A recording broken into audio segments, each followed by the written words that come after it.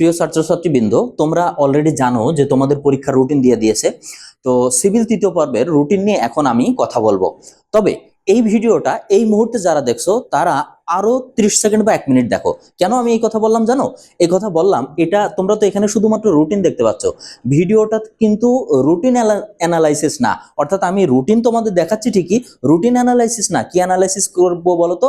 Subject analysis. এবং এই ভিডিওটা তুমি যদি না টেনে সম্পূর্ণ দেখো, আমার দৃঢ় বিশ্বাস কোন সাবজেক্টে তুমি পড়তে পারো এটা তুমি জেনে যাবে। অর্থাৎ কতটুকু পড়লে তুমি পাস করতে পারো। আমার কাছে আসা সবচেয়ে কমন প্রশ্নগুলোর ভিতরে একটা, স্যার একটু বলে দেবেন কোন কোন চ্যাপ্টার পড়লে পাস করব, স্যার একটু বলে দেবেন কোন কোন চ্যাপ্টার পড়লে 60% নাম্বার পাবো, স্যার বলে দেবেন কোন কোন চ্যাপ্টার পড়লে মানে 80% বা প্লাস পাবো।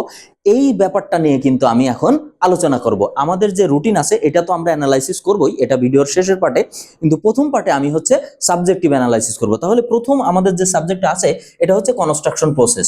তো কনস্ট্রাকশন প্রসেসে চলে যাই, তার আগে আমরা কনস্ট্রাকশন প্রসেস কিছু চ্যাপ্টার একটু এদিক সেদিক লিখে ফেলি। দেখো 3 নাম্বার চ্যাপ্টারের কথা যদি আমি বলি, সেখানে আছে হচ্ছে কংক্রিট প্রপার্টিজ। তারপরে 4 নাম্বার চ্যাপ্টারের কথা যদি আমি বলি, মিক্সিং বা প্লেসিং। তারপরে ধরো 5 নাম্বার চ্যাপ্টারের কথা যদি আমি বলি, স্পেশাল কংক্রিট। এবং 6 নাম্বার চ্যাপ্টার কথা যদি আমি বলি, সুপারভিশন।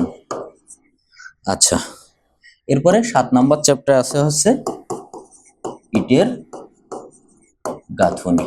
দেখো 10টা চ্যাপ্টার আছে এখানে। আমি কয়টা চ্যাপ্টার লিখেছি ভালো করে খেয়াল করো তো? 3টা চ্যাপ্টার লিখেছি, 5টা চ্যাপ্টার লিখেছি, অর্থাৎ 3, 4, 5, 6 এবং 7। এখন তোমাদের যাদের প্রথম প্রশ্ন হচ্ছে স্যার কোন চ্যাপ্টারগুলো পড়লে পাস করব, তাদের প্রশ্নের অ্যান্সার আমি দিই। দেখো 3 নাম্বার কি আছে? 3 নাম্বার অধ্যায় তোমরা জানো কনস্ট্রাকশন প্রসেস 1 এর সবচেয়ে বড় অধ্যায় হচ্ছে 3 নাম্বার অধ্যায়। এবং 3 নাম্বার অধ্যায়ের কি আছে? কংক্রিট প্রপার্টিজ, অর্থাৎ কংক্রিটের যে গুণাবলী বা প্রপার্টি গুলো আছে সেগুলো। এবং তোমরা ভালো করে খেয়াল করে দেখবা যে এই 3 নাম্বার অধ্যায় থেকে শুধুমাত্র একটা অধ্যায় থেকে 20% উপরে প্রশ্ন আসে, এমনকি কিছু কিছু ক্ষেত্রে 30%ও। তাহলে এই অধ্যায়টা অবশ্যই ভালো করে পড়বা। এরপরে দেখো মিক্সিং এবং প্লেসিং, অর্থাৎ কংক্রিটের মিক্সিং এবং প্লেসিং, এই চ্যাপ্টারটা তোমাদের ভালো করে পড়তে হবে যারা পাস করবা তাদের জন্য। এরপরে দেখো স্পেশাল কংক্রিট, এই সম্বন্ধে তোমরা পড়বা। আর তোমাদের জন্য আরেকটা টিপস আছে, এই যে সুপারভিশন অধ্যায়ে দেখবা তোমাদের 2টা প্রশ্ন আছে। ঠান্ডা আবহাওয়ায় কংক্রিটের কিভাবে নির্বাচন করা উচিত এবং গরম আবহাওয়ায় কংক্রিট স্থাপন, এইটা হচ্ছে তোমাদের জন্য মাস্ট। তার মানে এই 4টা চ্যাপ্টার যদি তুমি ভালো করে পড়ো তাহলে তোমার পাস মার্ক আসাটা স্বাভাবিক। এখন দেখো পাস মার্ক, তুমি কি পরীক্ষার পাস হচ্ছে 40-এ, ধরো 40%-এ, তুমি কি 40% নিয়ে পরীক্ষার হলে যাবা? না, তোমাকে অবশ্যই সেফটির জন্য কিছু বেশি রাখতে হবে। সেক্ষেত্রে তুমি যে কাজটা করতে পারো, ইটের গাঁথুনি এই চ্যাপ্টার নিয়ে পড়বা এবং এই চ্যাপ্টার থেকে প্রশ্নগুলো পড়বা। এরপরে তুমি যদি আরেকটু ভালো করে পড়তে চাও তাহলে লাস্টের চ্যাপ্টার এবং যে চ্যাপ্টারগুলো বাকি আছে সেই চ্যাপ্টারগুলো তুমি একটু পড়ে নিও। তাহলে কি হবে, তোমার জন্য A+ পাওয়াটা সহজ হয়ে যাবে। তাহলে আশা করি কনস্ট্রাকশন প্রসেস 1 ক্লিয়ার। এখন দেখো আমি যদি এগুলো একটু মুছে ফেলি পরবর্তী সাবজেক্টের জন্য, অর্থাৎ পরবর্তী সাবজেক্টে আমরা কি লিখব। দেখো এরপরে আমার সাবজেক্টটা কি? এরপরে হচ্ছে স্ট্রাকচারাল মেকানিক্স। তোমাদের ভাষ্যমতে সবচেয়ে কঠিন সাবজেক্ট, আর আমার ভাষ্যমতে সবচেয়ে মজাদার এবং সহজ সাবজেক্ট। তাহলে চলো আমরা শুরু করি যে স্ট্রাকচারাল মেকানিক্সে আমরা কি কি করতে পারি আমরা একটু দেখি। স্ট্রাকচারাল মেকানিক্সে 1 নাম্বার হচ্ছে প্রপার্টিজ। এটা হচ্ছে materials properties of materials. 3 number chapter হচ্ছে ল অফ ফোর্স। তারপরে কত নাম্বার চ্যাপ্টার আছে বলো তো? 6 নাম্বার চ্যাপ্টার হচ্ছে সিজি, সেন্টার অফ গ্র্যাভিটি। আর 7 নাম্বার চ্যাপ্টার হচ্ছে এমআই, মোমেন্ট অফ ইনার্শিয়া। এবং 9 নাম্বার চ্যাপ্টার হচ্ছে এসএফডি অ্যান্ড বিএমডি, এসএফডি। দেখো ভালো করে খেয়াল করো, প্রথম কথা যাদের প্রশ্ন হচ্ছে যে স্যার আমরা পাস করতে চাই তাদের জন্য কি? তাদের জন্য মাস্ট অধ্যায়গুলো আমি বলে দিচ্ছি, 9 অধ্যায়। যারা পাস করতে চাও তাদের জন্য অবশ্যই 9 অধ্যায় পড়তে হবে, এর কোনো বিকল্প নাই। কারণ 9 অধ্যায়ে যদি তুমি ফাঁকি দাও, এই একই অধ্যায়টা তুমি হচ্ছে মানে এই একই ম্যাথ, একই ধরনের ম্যাথ তুমি হচ্ছে থিওরি অফ স্ট্রাকচার পাবা 5ম পর্বে, তাহলে এটাতে ফাঁকি দেওয়ার কোনো সুযোগ নাই। এরপরে দেখো কি আছে, সিজি মানে কি? Centre of gravity, moment of inertia. এই 2টা থেকে ম্যাথ আসবেই ফাইনালে। কি হবে বলো তো? আসবে না, আসবেই, মানে অবশ্যই আসবে। এরপরে দেখো কি আসবে, ল অফ ফোর্স কি? অর্থাৎ ফোর্সের যে ম্যাথগুলো এখান থেকে একটা ম্যাথ আসবে। তাহলে যারা শুধুমাত্র পাস করতে চাও তাদের জন্য টিপস কি, তারা অবশ্যই 9 অধ্যায়, 7 অধ্যায়, 6 অধ্যায় এবং 3 অধ্যায় পড়বা। এখন যারা এর চেয়ে একটু ভালো করতে চাও তাদের জন্য অবশ্যই আরেকটা অধ্যায় পড়তে হবে, কি বলতো, এই যে প্রথম অধ্যায় অর্থাৎ প্রপার্টিজ অফ ম্যাটেরিয়ালস, ম্যাটেরিয়ালসের বিভিন্ন গুণাগুণ। এরপরে যারা ভালো করতে চাও তারা হচ্ছে তোমাদের 8 অধ্যায়ের টরশন আছে বা অন্যান্য অধ্যায় অর্থাৎ 2 অধ্যায় আছে, তারপরে এখানে ফ্রিকশনের কিছু অঙ্ক আছে, বাকি ম্যাথগুলো করতে পারো। যারা A+ পাবে তারা তো ঠিক আছে, তারা অবশ্যই সব চ্যাপ্টারগুলো করবে। এরপরে দেখো গেল স্ট্রাকচারাল মেকানিক্স নিয়ে আমাদের আলোচনা শেষ। এখন আমরা আরেকটা কোর সাবজেক্ট নিয়ে আলোচনা করব। এখানে শুধুমাত্র 3টা ডিপার্টমেন্ট সাবজেক্ট নিয়ে আমি তোমাদের আলোচনা করব, বাকি সাবজেক্ট আলোচনা করে আমি ভিডিও দীর্ঘ করব না, কারণ বাকি সাবজেক্ট তোমরা জানো অলরেডি। এরপরে দেখো সার্ভেইং 3। সার্ভেইং 3তে তোমরা যদি একটু ভালো করে খেয়াল করো তাহলে, সরি সার্ভেইং 3 না, এটা তৃতীয় পর্বের, এটা হবে সার্ভেইং 1, ঠিক আছে। তৃতীয় পর্বে সার্ভেইং 3 না, এটা তৃতীয় পর্বে সার্ভেইং 1 থাকে। এখানে রুটিনে লেখা বোধহয় একটু ভুল আছে। ওকে, এরপর দেখো যে সার্ভেইং 1 তোমার কি হবে, সার্ভেইং 1-এ 1 এবং 2 অধ্যায়ের চেন সার্ভে কি আছে বলো তো, চেন সার্ভে। এই চেন সার্ভে থেকে কিছু কিছু প্রশ্ন আছে, শর্ট কোশ্চেন আসে। তারপরে প্রথম অধ্যায়ের দিকে চেইনের যে মানে তোমার কি বলে ওইটারে মানে চ্যাপ্টারগুলো আছে, ওখান থেকে তোমার প্রশ্ন কিরকম আসে যে প্রকৌশল শিকল কি, গান্টাস শিকল কি, মিটার শিকল কি, এর দৈর্ঘ্য, এই ধরনের কোশ্চেনগুলো কিন্তু আসে। এরপর 3 নম্বরে কি আছে বলো তো, optical square, optical SQUERE, optical square.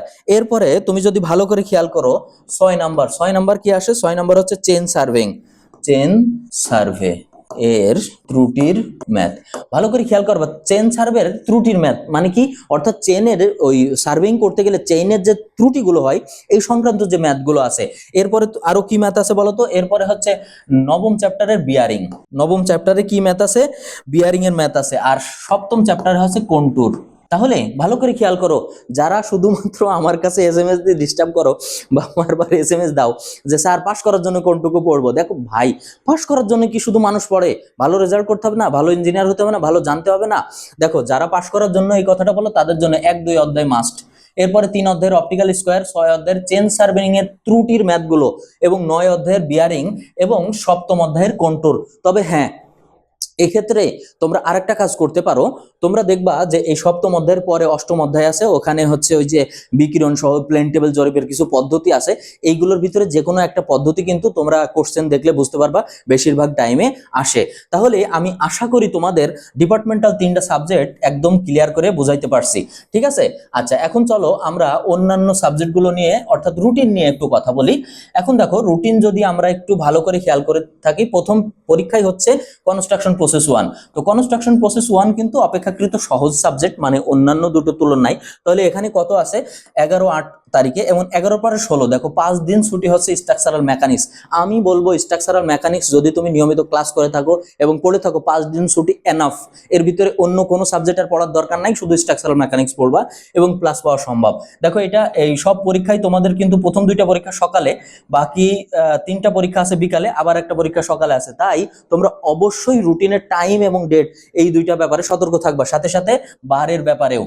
আচ্ছা, এরপরে দেখো পরের পরীক্ষা কত তারিখ, 16-র পর 22-এ আছে হচ্ছে সার্ভেইং এ যেহেতু বেশ কয়েকটা চ্যাপ্টারের ম্যাথ আছে, এমনকি তোমার হচ্ছে বিয়ারিং এর ম্যাথগুলো আছে, ত্রুটির ম্যাথগুলো আছে, তাহলে সার্ভেইং এর আগেও তোমার উচিত হবে শুধুমাত্র সার্ভেইং নিয়ে প্রিপারেশন না। এবার দেখো 22-এর পরে 27, 5 দিন সময় দিয়ে কি পরীক্ষা তোমার, ম্যাথ 3 অবশ্যই তোমাদের জন্য কঠিন সাবজেক্ট, কারণ ম্যাথমেটিক্স যারা কমার্স এবং অন্যান্য ব্যাকগ্রাউন্ডে, আর্টস ব্যাকগ্রাউন্ডে ছেলে তারা তো করনি, তো সেক্ষেত্রে এখানে 5 দিনে এই সাবজেক্টের প্রিপারেশন নেবে। এরপরে দেখো 27, 28, 29, 30, এরপরে 1 তারিখে কি, বিজনেস কমিউনিকেশন, ঠিক আছে। তারপরে হচ্ছে 7 তারিখ, 6 দিন ছুটির পরে ফিজিক্স। আমার মনে হয় যে যতগুলো মানে রুটিন আমি দেখেছি বা যতগুলো রুটিন আমরা দেখি, এই সিভিল 3য় পর্বের রুটিনের মতো বেস্ট রুটিন আমি আর একটাও খুঁজে পাচ্ছি না। তুমি ভালো করে খেয়াল করে দেখো, একবার লাস্ট রিভাইজ আমরা দিয়ে থাকি 11 তারিখের পর 16 তারিখ, স্ট্রাকচারের আগে 5 দিন ছুটি, ঠিক একইভাবে 16-র পর 22 তারিখ, সার্ভেইং এর আগে ছুটি 5 দিন, আবার 22-এর পর 27, 22 পাস 27, আবার এখানে ম্যাথের আগে ছুটি, ঠিক একইভাবে দেখো আবার ফিজিক্সের আগেও কিন্তু 1-এর পর 7, 6 দিন ছুটি। তার মানে এটা best of the best routine. তো তোমাদের কি করতে হবে, সঠিকভাবে এই রুটিনটা ইউটিলাইজ করতে হবে। হ্যাঁ, সবশেষে পরিশেষে আরেকটা কথা কি, তোমরা এই সাবজেক্টের কিন্তু ইন্ডিভিজুয়াল কোর্স আমাদের ইউনিভার্সিটিতে আছে। আমি কেন এই কথা বলছি, ভাই পরীক্ষা চলে এসেছে, এখন আর সময় নষ্ট করার কোনো টাইম নাই। এখন তুমি তোমার বিশেষ কোনো সাবজেক্টে দুর্বলতা থাকতে পারে, ধরো কনস্ট্রাকশন প্রসেস সহজ সাবজেক্ট, তোমার হয়তো কোর্সটা লাগবে না, সেক্ষেত্রে তুমি কি করতে পারো, শুধু স্ট্রাকচারাল মেকানিক্স এবং সার্ভিং এর জন্য কিন্তু কোর্সটা নিতে পারো। আবার ম্যাথমেটিক্স 3 কোর্সটাও কিন্তু নিতে পারো। এগুলো সিঙ্গেল কোর্স নিলে তোমার বেশি টাকা লাগবে না ভাই, আর টাকা তো অনেক নষ্ট হয়েছে পরীক্ষার পিছনে, এইটুকু খরচ করলে তোমার কিচ্ছু হবে না। তাই আমি অবশ্যই বলবো আমাদের কোর্সগুলো অনেক ভালো করে তৈরি করা, তুমি এটা নাও, দেখো, এবং আশা করি তুমি ভালো রেজাল্ট করবা। ধন্যবাদ সবাইকে।